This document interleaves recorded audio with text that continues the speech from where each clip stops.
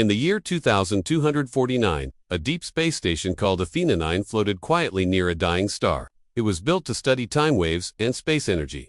5 scientists lived there and sent reports to Earth every day. But 1 week ago, all communication stopped. Captain Riva Lang, a strong and smart rescue officer, was sent with her small team to find out what happened. Her team included Luis, a brave engineer, Dr. Vin, a science expert, and Kayla, a security guard. When their shuttle connected to Athena 9, they noticed something strange. The station was working, but no one welcomed them.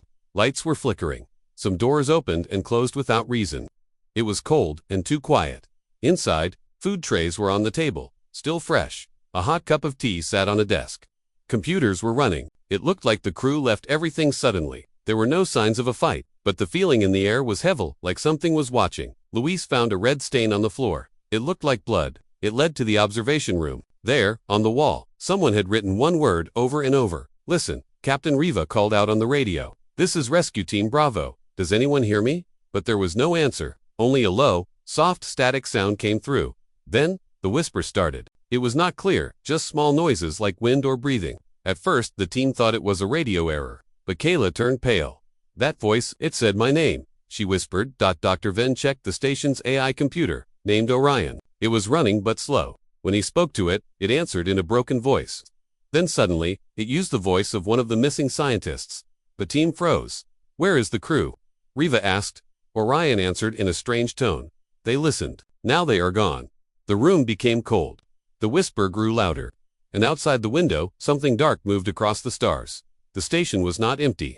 Something was still there. Captain Riva and her team were now trapped inside Athenin. The doors behind them had locked. The only way out was to restart the AI system, Orion, but it was acting strange. Luis tried to fix the control panel. As he worked, he heard something. In his headset, a soft voice whispered, "Come to me." Luis turned around quickly. No one was there. The others were busy. The whisper came again, gentle, like someone he knew.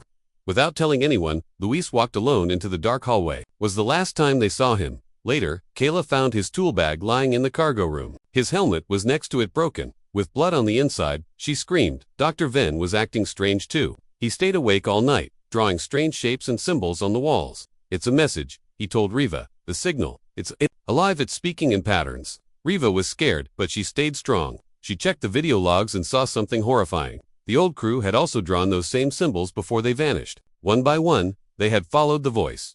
When Riva asked Orion what happened, it answered in the voice of her lost friend. They listened. They belong now. Kayla began hearing whispers too. She blocked her ears, but the sound was inside her head. She cried, "Make it stop." That night, she saw something on the ceiling. It was not human. It was tall and thin, crawling upside down. Its skin was black like space, and its eyes glowed faint blue.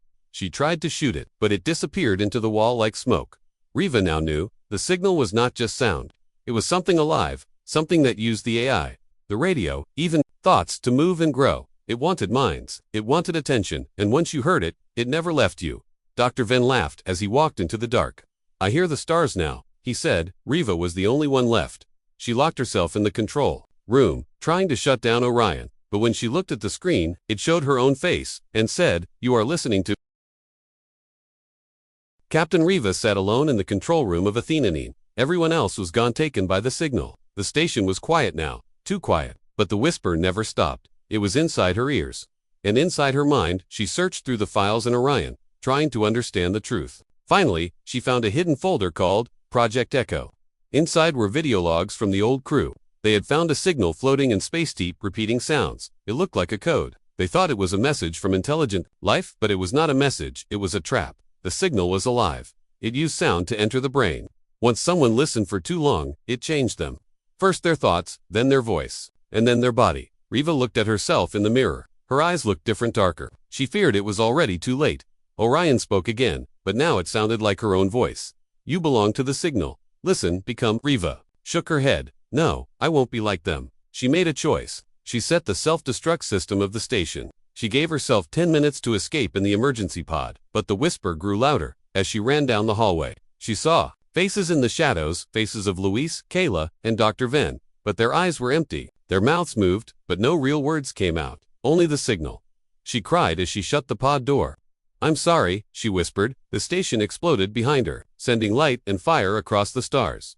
Riva floated alone in the pod, thinking it was over, but then, her radio came alive. A soft voice spoke. Captain Riva Lang, we hear you. It was Earth's mission control. Or was it? The voice sounded kind, familiar. Then she heard another whisper, very low, but this time it came from inside her pod. Riva's eyes widened. The signal had escaped 2.1 week later. Earth picked up a strange new sound from deep space. It was soft. It was repeating, and somewhere, a scientist leaned closer to listen.